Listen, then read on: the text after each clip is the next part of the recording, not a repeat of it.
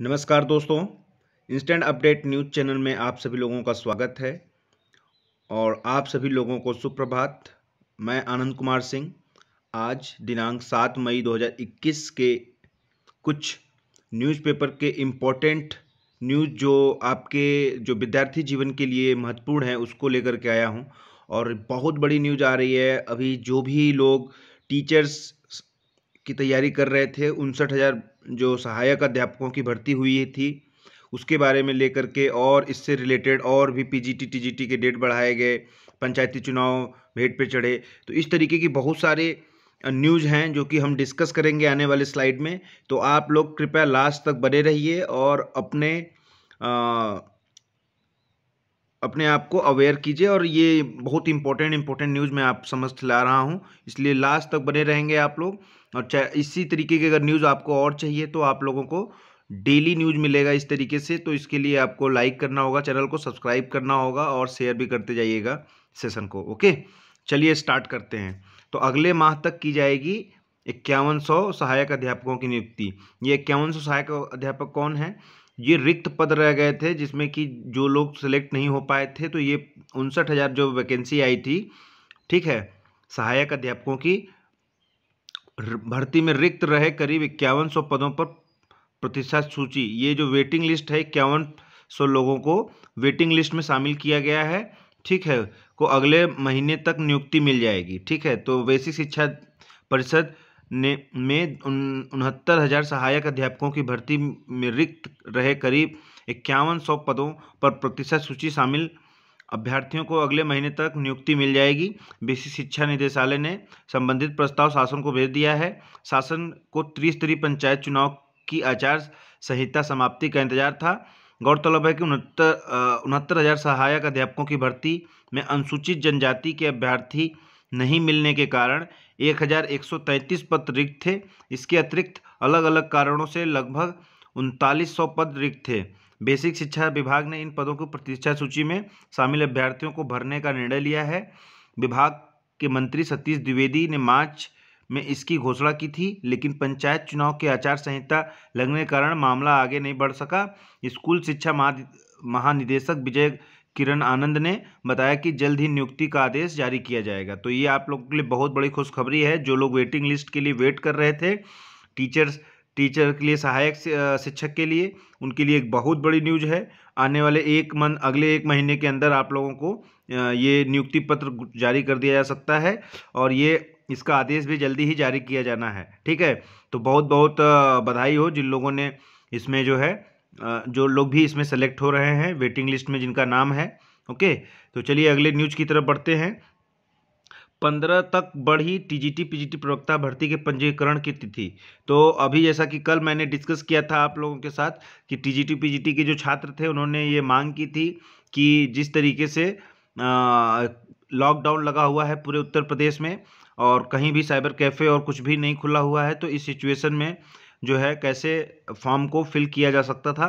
तो last date था 10 मई, उसको बढ़ा करके अब उसको 15 मई कर दिया गया है। ठीक है, उत्तर प्रदेश माध्यमिक शिक्षा सेवा चयन बोर्ड ने प्रदेश के सहायता प्राप्त माध्यमिक विद्यालयों के लिए टीजीटी एवं प्रवक्ता पदों आवेदन की तिथि चौथी बार आगे बढ़ाई है। चौथी बार आगे बढ़ाया गया है। बोर्ड ने ऑनलाइन आवेदन के लिए पंजीकरण की तिथि 10 मई से बढ़ाकर 15 मई कर दी है। ऑनलाइन शुल्क जमा करने की तिथि 18 मई और आवेदन सबमिट करने की तिथि 20 मई तक बढ़ा दिया गया है। चयन बोर्ड ने स्पष्ट किया है कि 20 मई के बाद ऑनलाइन आवेदन सबमिट करने की तिथि में कोई बढ़ोतरी नहीं की जाएगी। कहा है कि एनआईसी के पोर्टल के सही तरीके से काम नहीं करने की वजह से ऑनलाइन आवेदन के लिए पंजीकरण की तिथि 5 दिन आगे बढ़ाई गई है। इससे पहले चयन बोर्ड ने 8 अप्रैल को पंजीकरण की तिथि 11 अप्रैल बढ़ाकर 21 अप्रैल कर दी थी। इसके बाद ऑनलाइन पंजीकरण की तिथि 21 अप्रैल। तो ये है जो है आप लोगों के लिए इंपॉर्टेंट न्यूज़ कि जो टीजीटी पीजीटी के लिए आप लोग फॉर्म भरने वाले थे, तो वो आप लोगों के लिए एक राहत भरी खबर है कि 15 मई तक इसकी डेट बढ़ा दी गई है। तो लेकिन अगर जो लोग भी इसका फॉर्म भरना चाहते हैं तो जल्दी से जल्दी इस फॉर्म को भर लें। और क्योंकि साइट थोड़ी सी उतनी अच्छी नहीं चल रही है तो उसमें प्रॉब्लम हो सकती है आप लोगों को आगे चल के। तो जितना जल्दी आपको हो सके आप रजिस्ट्रेशन करें। अगर आपके आसपास नहीं है, लेकिन अगर आपके पास फ़ोन है तो फ़ोन से भी और लैपटॉप से भी आप फिल कर सकते हैं फॉर्म को। ओके। साइबर कैफ़े तो ठीक है, प्रॉब्लम होती हैं कुछ चीज़ें, लेकिन अगर आपके पास लैपटॉप है तो आप लोग सीख भी सकते हैं यूट्यूब से कि कैसे फॉर्म फिलअप किया जाए, ठीक है, इसकी वीडियो बनी होती हैं। चलिए अगले न्यूज़ की तरफ बढ़ते हैं। पंचायत चुनाव की भेंट चढ़े 2000 शिक्षक व कर्मचारी।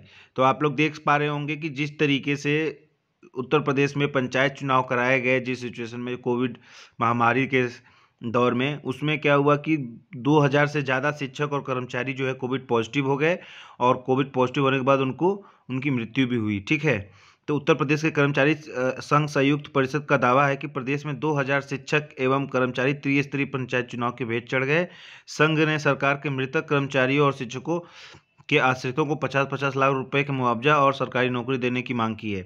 तो इस तरीके से देख सकते हैं आप कि 2000 से अधिक जो है, जो ये शिक्षक और कर्मचारी थे सरकारी, वो जो है संक्रमित होने के बाद उनकी मृत्यु भी हो गई। संघ के अध्यक्ष हरकिशोर तिवारी का कहना है कि पंचायत चुनाव में ड्यूटी के दौरान हजारों की संख्या में शिक्षकों की कर्मचारी कोरोना संक्रमित हुए। इनमें से करीब 1000 शिक्षक और इतने ही कर्मचारियों को कोरोना संक्रमण के कारण मौत भी हो गई।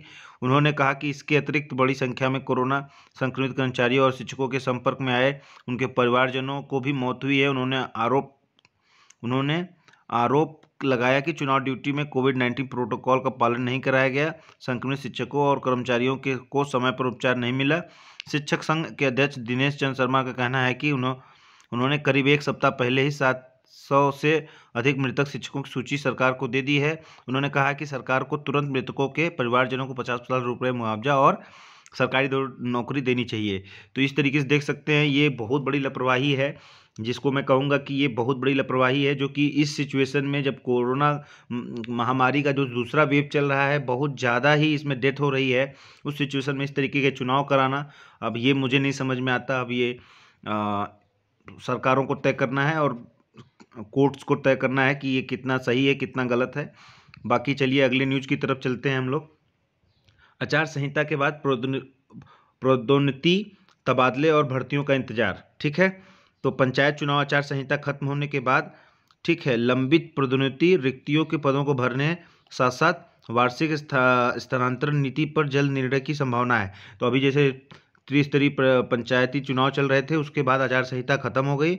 उसके बाद जो है इस तरीके की जो डिसीजन है, अब आने वाले समय में बहुत जल्दी डिसीजन लिए जा सकते हैं, जो पदोन्नति के लिए, प्रमोशन के लिए, तबादले में ट्रांसफ़र और भर्तियों का इंतजार जो है हो सकता है आपका खत्म हो और जल्दी इसके ऊपर डिसीजन लिया जाए। तहसीलदार से डिप्टी कलेक्टर और पीसीएस से आईएएस में पदोन्नति की तैयारी जल्दी से ही पीसीएस को आईएएस, जो पीसीएस लोग हैं, जो भी पीसीएस के पोस्ट पे हैं, उनको आईएएस के पोस्ट पर प्रमोट करने का डिसीजन लिया जा सकता है। प्रदेश में राज्य लोक सेवा आयोग से तहसीलदार को डिप्टी कलेक्टर के पद पर पदोन्नति की संस्तुति काफ़ी पहले आ चुकी है, लेकिन चुनाव आचार संहिता की वजह से पदोन्नति व तैनाती की कार्रवाई अटकी हुई है। अधिकारी पदोन्नति का इंतजार कर रहे हैं। इसी तरह पीसीएस से आईएएस संवर्ग में पदोन्नति की कार्रवाई काफ़ी समय से प्रक्रिया में है। यहाँ से प्रस्ताव संघ लोक सेवा आयोग को भेजा जाना है, यह प्रस्ताव भी नहीं भेजा जा पा रहा है। इसके अलावा तबादला सत्र 2021-22 के लिए स्थानांतरण नीति पर निर्णय होना है। स्थानांतरण नीति जो बनी है उस पर निर्णय होना है। पिछले साल सरकार ने कोविड महामारी के उत्पन्न असाधारण परिस्थितियों का हवाला देते हुए तबादला सत्र 2020-21 के लिए स्थानांतरण स्थगित कर दिया था। कोविड-19 महामारी संक्रमण अब भी जारी है।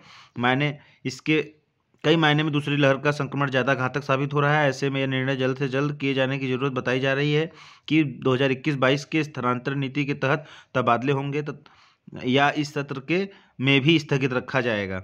यदि यही नहीं, बड़ी संख्या में फील्ड के रिक्त पद भरने के लिए भी पड़े हैं। कोविड महामारी की वजह से स्वास्थ्य सेक्टर में रिक्त पदों की समस्या मुंह फैलाए सामने खड़ी हो गई है। वैकल्पिक इंतजाम करना पड़ रहा है और अधीनस्थ सेवा चयन आयोग पर जल्द से जल्द रिक्त पदों के लिए विज्ञापन निकालने की मांग हो रही है। तो प्रशासनिक आधार पर भी तबादले लंबित हैं। तो और इस तरीके से जो है, क्योंकि जो कोविड महामारी का दौर चल रहा है, इसमें आचार संहिता और ये जो बार बार इसको स्थगित किया जा रहा है, इस पर डिसीजन नहीं लिया जा रहा है तबादला सत्र पे, तो उस तरह और बहुत सारे वैकेंसीज भी अभी रोक लगाई गई हैं। तो उससे क्या है कि हेल्थ सेक्टर में हमारे काफ़ी रिक्तियां पाई जा रही हैं, बहुत ही कम जो है हमारे ह्यूमन रिसोर्सेज हेल्थ सेक्टर में पाए जा रहे हैं। इसकी वजह से क्या हो रहा है कि हमारा जो है हेल्थ सेक्टर है जो उत्तर प्रदेश में, उसमें भी बहुत सारी समस्याओं का सामना करना पड़ रहा है। ओके, तो इसलिए जल्दी से जल्दी इस पे डिसीजन लेना चाहिए और इनके लिए जो भी हमारे रिक्त पद हैं उनका जो है उनका तुरंत से तुरंत इसको जो है भरना चाहिए। ओके, चलिए अगले न्यूज की तरफ बढ़ते हैं। अब परिषदीय स्कूलों में भी बनेगी डिजिटल लाइब्रेरी। ठीक है, प्रदेश सरकार कोरोना संक्रमण के दौर में परिषदीय विद्यालयों को अपग्रेड करने की तैयारी में है। परिषदीय विद्यालयों में डिजिटल लाइब्रेरी बनाई जाएगी। पहले चरण में अंग्रेजी माध्यम के 50 स्कूलों को अपग्रेड करके आधुनिक सुविधाओं से जोड़ा जाएगा। परिषदीय विद्यालयों को निजी स्कूलों की तर्ज पर अपग्रेड करने की शासन की ओर से लगातार प्रयास किए जा रहे हैं। स्कूलों के संसाधनों के विकास तथा डेस्क बेंच सहित दूसरी व्यवस्थाओं को भी अपग्रेड किया जाएगा। स्कूलों की सुदृढ़ीकरण भी कराया जाएगा। स्कूलों में डिजिटल लाइब्रेरी बनाने का फैसला महानिदेशक स्कूल शिक्षा की ओर से लिया गया है। स्कूल शिक्षा महानिदेशक विजय किरण आनंद की ओर से जारी आदेश में कहा गया है कि यह व्यवस्था जिला के संचालित अंग्रेजी माध्यम के 50 जिलों में लागू होगी। स्कूल महानिदेशक की ओर से कहा गया है कि डिजिटल लाइब्रेरी की योजना सफल रही तो अन्य स्कूलों में भी इसे लागू किया जाएगा। तो जो परिषदीय स्कूल हैं पहले, उनमें अब जो है डिजिटल लाइब्रेरी मिलेंगे। ठीक है, अंग्रेजी माध्यम के पहले 50 अंग्रेजी माध्यम के स्कूलों में ये लागू होगा योजना। उसके बाद और सारे स्कूलों में भी अगर ये सफल रहा तो सभी स्कूलों में इसको लागू किया जाएगा। डिजिटल लाइब्रेरी में कंप्यूटर लगाए जाएंगे, इसमें इंटरनेट सुविधा दी जाएगी। इसके जरिए छात्र छात्राएं ऑनलाइन कोई भी किताब खोलकर पढ़ सकते हैं। तो ये बहुत ही अच्छा पहल है सरकार की तरफ से। चलिए अगली कदम की तरफ बढ़ते हैं, अगली न्यूज़ की तरफ। 15 मई के बाद कोरोना से राहत की उम्मीद। तो ये एक बहुत राहत भरी खबर है कि कोरोना के कहर का सामना कर रहे देशवासियों के लिए बहुत कुछ राहत की खबर है। देश की जानी मानी वायरोलॉजिस्ट और चिकित्सा विज्ञानी गगनदीप कांग ने के मुताबिक महीने के मध्य से लेकर आखिरी तक संक्रमण का मामला में गिरावट आना शुरू हो जाएगी। अभी कोरोना संक्रमण चरम पर है। पिछले कुछ दिनों लगातार 3 लाख से ज़्यादा नए मामले मिल रहे हैं। बाकी 4 लाख से भी ऊपर मामले मिल चुके हैं। ठीक है, ज़्यादा मामले मिल चुके हैं। संक्रमण के बढ़ोतरी आलम यह है कि एक हफ्ते के दौरान 25 लाख से ज़्यादा मामले बढ़ गए हैं। तो गगनदीप कांग के मुताबिक अभी कोरोना संक्रमण 1 या 2 लहर और आ सकती है, यानी नए मामले में वृद्धि हो सकती है। लेकिन हालात मौजूदा दौर की खबरें नहीं होंगी, दौर की तरह खराब नहीं होंगे। हालात मौजूदा दौर की तरफ खराब नहीं होंगे। उन्होंने कहा कि इस समय कोरोना संक्रमण ऐसे क्षेत्रों में तेजी से अपनी चपेट में ले रहा है जो बचे हुए थे। मध्यम वर्ग और ग्रामीण इलाकों में संक्रमण तेजी से फैल रहा है। हालांकि लंबे समय तक इन क्षेत्रों में इसका प्रसार बने रहने की संभावना कम है।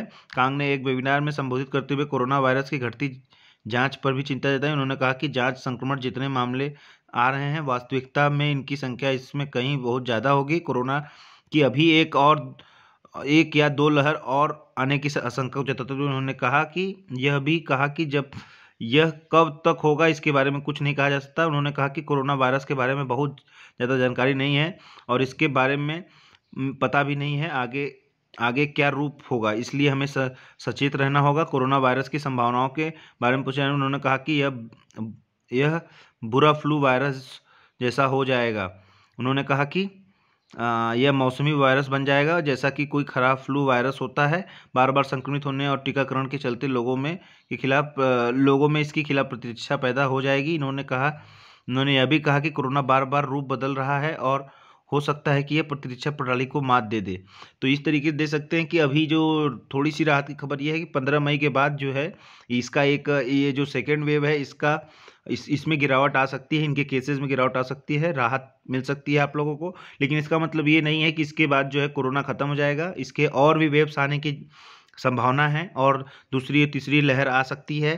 तो इसलिए बिल्कुल जब तक कंप्लीट जो है वैक्सीनेट ना हो जाए, जब तक कंप्लीट ये ख़त्म ना हो जाए, तब तक सब लोग सावधानी बरतें, मास्क लगाएं और अपने सोशल डिस्टेंसिंग मेंटेन करें। भीड़ भाड़ वाले इलाकों में जाने से बचें, घर में ही रहें ज़्यादा से ज़्यादा और बार बार अपने हाथों को धोते रहिए, सैनिटाइज करते रहिए।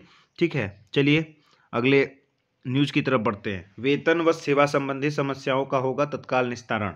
ठीक है, तो वेतन व सेवा संबंधी समस्याओं का निस्तारण तत्काल करने के लिए मुख्यमंत्री योगी आदित्यनाथ के निर्देश पर उप श्रम आयुक्त कार्यालय ने गोरखपुर मंडल में औद्योगिक इकाइयों, दुकानों, वाणिज्यिक प्रतिष्ठानों आदि में सेवाएं दे रहे हैं श्रमिकों की समस्याओं के निस्तारण के लिए नोडल अधिकारी नियुक्त किए हैं। ये नोडल अधिकारी इन अधिष्ठानों में कार्यरत नियमित संविदा और श्रमिक को समय पर वेतन का भुगतान और प्रतिष्ठानों को सुचारू रूप से संचालन के लिए सहयोग करेंगे। श्रमिकों को वेतन भुगतान एवं सेवा संबंधी शिकायतों के निस्तारण के लिए गोरखपुर क्षेत्र के जिले गोरखपुर, देवरिया, कुशीनगर इनके लिए नोडल अधिकारी नामित किए गए हैं। गोरखपुर श्रम परिवर्तन अधिकारी अमित प्रकाश सिंह ने कहा कि ये नंबर है सबका, और तो ये एक अच्छी बात है कि वेतन और सेवा संबंधी समस्याओं का अब तत्काल निस्तारण होगा। उनके लिए नोडल अधिकारी नियुक्त किए जा रहे हैं, जिससे कि श्रमिकों को जो लोग भी लगे हुए हैं, कार्यरत हैं, उनको तुरंत उनको लाभ प्रोवाइड किया जाएगा। चलिए, ये एक लास्ट न्यूज़ था।